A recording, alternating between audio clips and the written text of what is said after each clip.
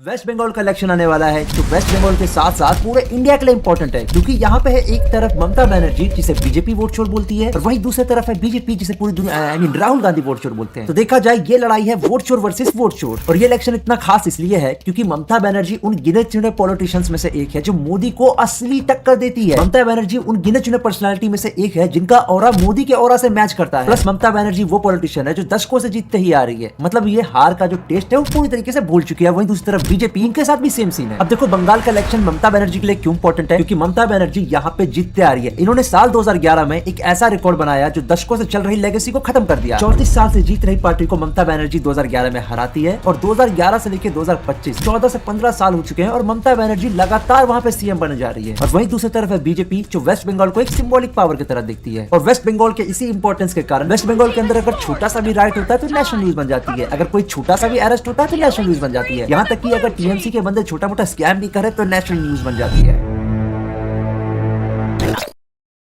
अब देखो वेस्ट बंगाल के अंदर आज के टाइम पे सिर्फ दो ही मेन पार्टी है, पहला तृणमूल कांग्रेस जो ममता बनर्जी की है और दूसरी बीजेपी जो नरेंद्र मोदी की है। ममता बनर्जी से पहले वेस्ट बंगाल में राज था लेफ्ट फ्रंट पार्टी का जो 34 साल तक राज करते हैं। और इसको अगर डिटेल में जाना तो मैं ममता बनर्जी के ऊपर ऑलरेडी एक वीडियो बना चुका हूँ, जाके देख लेना। और अगर ममता बनर्जी ये वाला इलेक्शन जीतती है तो ममता बनर्जी लगातार चौथी बार सीएम बनेगी। 3 बार तो बनी चुकी है और 2026 का इलेक्शन जीतते ही चौथी बार बन जाएगी। प्लस 2021 के इलेक्शन की बात की जाए तो ममता बनर्जी ने जीती थी 215 सीट और अगर टोटल वोट पूल्स की बात की जाए तो 48% वोट ममता बनर्जी के पक्ष में थे। तो इससे आप अंदाजा लगा सकते हो ममता बनर्जी कोई एरी गैरी प्लेयर नहीं है वेस्ट बंगाल के अंदर, one of the most powerful player है। मैं कहूंगा अभी तक की सबसे पावरफुल प्लेयर है। और वहीं पे दूसरी तरफ है बीजेपी, पहले तो नरेंद्र मोदी के नाम पे पोस्टर छापती है, अच्छे से ऐड करती है कि आएंगे तो मोदी, अब की बार मोदी सरकार, लेकिन जैसे ही जीत जाती है किसी 2 IQ के सीएम को बिठा देते हैं दिल्ली के अंदर। तो क्या बीजेपी वाले यही चीज वेस्ट बंगाल के अंदर करने वाले, क्योंकि ये लोग प्रचार में तो मोदी जी का चेहरा दिखाएंगे लेकिन जब वहां पे सीएम बिठाने की बात करी जाएगी पता नहीं किसी को ही बिठा देंगे, तुमसे ना हो पाएगा। प्लस बीजेपी किसी से डरे न डरे ममता बनर्जी से जरूर डरती है। और इसका एक कारण है पिछले इलेक्शन में ममता बनर्जी ने बीजेपी को बहुत ही बुरी तरीके से हराया। इसके बावजूद बीजेपी ने पूरा हंगा लगा दिया, मोदी जी के नाम पर रैली करी गई। इसके अलावा बहुत सारे एडवर्टीजमेंट किए गए, दुनिया भर के प्रचारों पे पैसा खर्च किया गया, लेकिन जब चुनाव का रिजल्ट आया तो बीजेपी को 80 सीट तक नहीं मिली। तो अब आप इससे अंदाजा लगा सकते हो बीजेपी को कहीं डर लगे ना लगे, वेस्ट बंगाल में पक्का डर लग रहा है। और शायद यही रीजन है कि हाल फिलहाल में वेस्ट बंगाल के अंदर रेड चल रही है ईडी। अब आप में से ज्यादातर लोगों को अगर नहीं पता तो मैं बता दूं, अभी हाल फिलहाल में वेस्ट बंगाल के अंदर रेड हुई आईपैक एजेंसी के अंदर। आईपैक एजेंसी बेसिकली वो एजेंसी है जो पॉलिटिकल पार्टी के लिए स्ट्रेटजी बनाती है, किस तरीके से ऐड करना चाहिए, किस तरीके से पोस्ट करना चाहिए जिससे आपकी जो छवि है आम लोगों के अंदर अच्छी हो जाए। और इससे पहले आईपैक जो था बीजेपी के साथ भी काम कर चुका है पिछले इलेक्शन में और बीजेपी वो इलेक्शन जीत चुकी थी। और इस बार आईपैक ममता बनर्जी के साथ काम कर रहा है, सारा का सारा आईटी सेल जो है टीएमसी का वो आईपैक ही संभाल रहा है। और अभी जितनी भी स्ट्रेटजी बनाई गई है वेस्ट बंगाल को इलेक्शन को जीतने के लिए वो इनके ऑफिस में ही है। तो लोगों का इसलिए कहना है कि ईडी ने जो रेड मारी है वो इसलिए मारी है ताकि आईपैक की एजेंसी में जाए और ममता बनर्जी की जो भी स्ट्रेटजी है वेस्ट बंगाल इलेक्शन को जीतने की वो बीजेपी वालों को पता लग सके। अब देखो इसमें सबसे खतरनाक ट्विस्ट ये हुआ, जैसे ही ईडी वहां पर रेड मारने गई, जनरली ईडी कहीं पर रेड मारने जाती है सारे के सारे पॉलिटिकल बंदों की हवा निकल जाती है, पर वहां पे थी ममता बनर्जी जो भागे बहुत सारे पुलिस वालों के साथ वहां पे गई और ईडी के ऑफिसर्स को रोक दिया और वहां से कुछ फाइल्स लेके चलती बनी।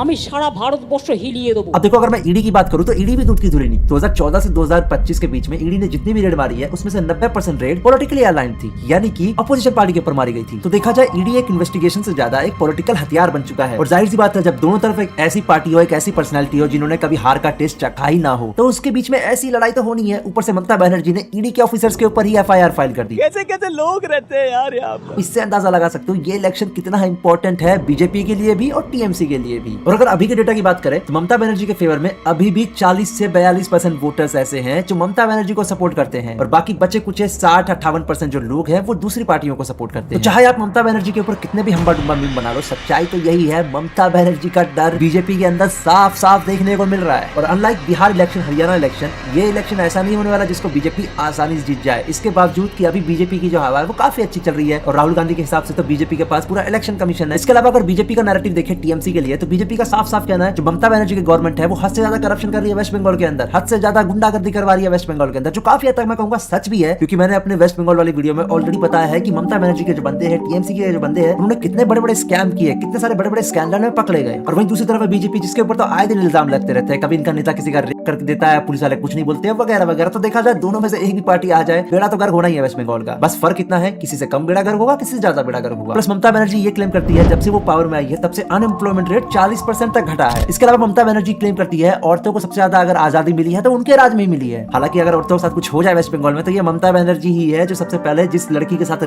वो है उसी पे इल्जाम डालती है कि ये लड़की बाहर में क्यों गई गुलू गुलू करने। और वहीं दूसरी तरफ ममता बनर्जी ये भी इल्जाम लगाती है बीजेपी के ऊपर, ये लोग इलेक्शन कमीशन के साथ मिलकर बहुत सारे वोटर्स का नाम काट रहे हैं ताकि ममता बनर्जी को हराया जा सके। और अभी कुछ ही महीने पहले इलेक्शन कमीशन ऑफ इंडिया ने SIR यानी कि स्पेशल इंटेंसिव रिवीजन चलाया था, जिसमें इन्होंने काफी सारे लोगों के नाम वोटर लिस्ट से हटा दिए। 58 लाख यानी कि 58 लाख नाम को हटा दिया गया है। और जैसे ही इलेक्शन कमीशन ये SIR करता है तो ममता बनर्जी साफ साफ बीजेपी पे इल्जाम लगाती है कि बीजेपी इलेक्शन कमीशन के साथ मिलकर उनके खिलाफ षड्यंत्र रच रही है। इसके अलावा ममता बनर्जी बोलती है सिर्फ उन्हीं जगहों से मास डिलीशन की गई जहां पे टीएमसी के सपोर्टर्स हद से ज्यादा हैं। और इसके रिस्पांस में टीएमसी क्या करती है, वो डोर टू डोर वेरिफिकेशन करती है कि किन किन जेन्युइन लोगों के वोट्स हटा दिए गए। तो मामला साफ है, एक तरफ है बीजेपी इलेक्शन कमीशन वर्सेस दूसरी तरफ है ममता बनर्जी।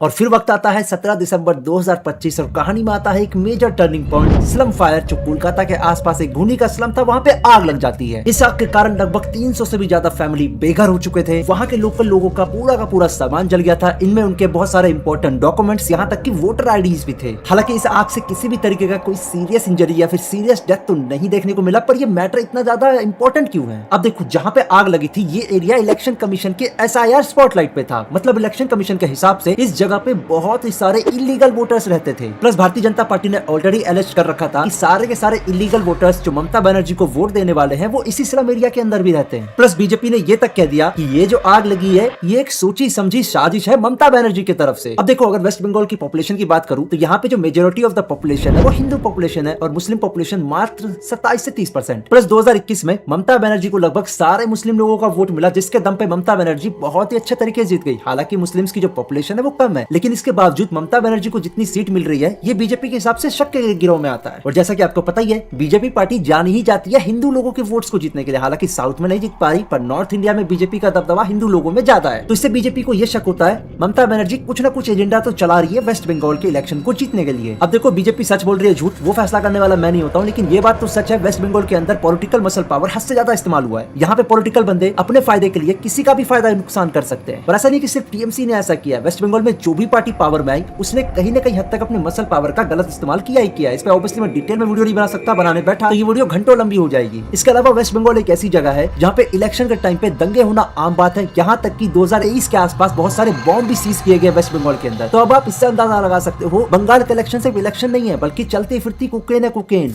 सॉरी मौत है मौत। पूरा का पूरा वेस्ट बंगाल क्रिमिनल से भरा पड़ा है। और यही रीजन है यहाँ पे दंगे होना, बॉम्ब मिलना, गोलियां चलना, लोगों की मौत होना, आग लगना, ये बहुत ही कॉमन हो चुका है। तो देखा जाए क्रिमिनलाइजेशन के मामले में वेस्ट बंगाल के अंदर टीएमसी फिलहाल बीजेपी के आसपास तो नहीं है। तो एक तरीके से आप ये कह सकते हो ये जो लड़ाई है क्रिमिनल्स वर्सेस क्रिमिनल्स की चल रही है। और जिस जगह पे क्रिमिनल सिलेक्शन लड़ रहे हो उस जगह पे करप्शन ना हो, ऐसा हो ही नहीं सकता। और जाहिर सी बात है, मैं अपने वेस्ट बंगाल की वीडियो में ऑलरेडी बात कर चुका हूँ कि कैसे टीएमसी के जो बंदे हैं हद से ज्यादा करप्शन कर चुके हैं, हद से ज्यादा स्कैम कर चुके हैं लोगों का, आम जनता का हजारों करोड़ों गायब कर चुके हैं। और रही बात बीजेपी की, तो इनका नाम तो आए दिन करप्शन में आते रहता है। एसएससी स्कैम ले लो या कोई सा भी स्कैम ले लो, कहीं ना कहीं हद तक बीजेपी का नेता इन्वॉल्व रहेगा ही रहेगा। और कोई छोटे मोटे स्कैम नहीं, कहीं पे 50 करोड़, कहीं पे 100 करोड़, 500 करोड़, बहुत ही बड़े बड़े अमाउंट होते हैं। और ये सारे अमाउंट किसके जेब में जाते हैं? जो भी पार्टी पावर में होती है या फिर पावर में आने वाली होती है। और दुख की बात यह है, वेस्ट बंगाल के पास कोई और अच्छा ऑप्शन है ही नहीं। एक तरफ अगर चोर है तो दूसरी तरफ सवा चोर है। करप्शन इस हद तक है कि जॉब के वादे तो किए जाते हैं पर वो अच्छे से निभाए नहीं जाते। हालांकि पेपर में तो आपको देखने को मिलेगा बहुत ही अच्छे तरीके से जॉब क्रिएशन हो रही है, युवाओं को रोजगार मिल रहा है, पर सच्चाई तो ये ऐसा कुछ भी नहीं है, और है भी तो बहुत ही लो लेवल तक है। इन द एंड मैं ये कहना चाहूंगा, वेस्ट बंगाल का इलेक्शन ही नहीं बल्कि अपने आप में इंडिया की तकदीर होने वाली है, पूरे वेस्ट बंगाल की तकदीर होने वाली है। चाहे आप वोट किसी को भी दो, बंगाल का भला उतना भी अच्छे तरीके से नहीं होने वाला जितना आपको लगता है। चाहे वो टीएमसी जीते, चाहे वेस्ट बंगाल के अंदर बीजेपी जीते, वेस्ट बंगाल की हालत या तो बदतर होगी या तो बद से बदतर होगी। बाकी आप क्या सोचते हो, बीजेपी को जीतना चाहिए या टीएमसी को जीतना चाहिए? जो भी जीते मेरे को क्या, मेरा काम तो वीडियो बनाना था। बाकी गाइस, आई होप आपको वीडियो मजा आया होगा। नहीं मजा आया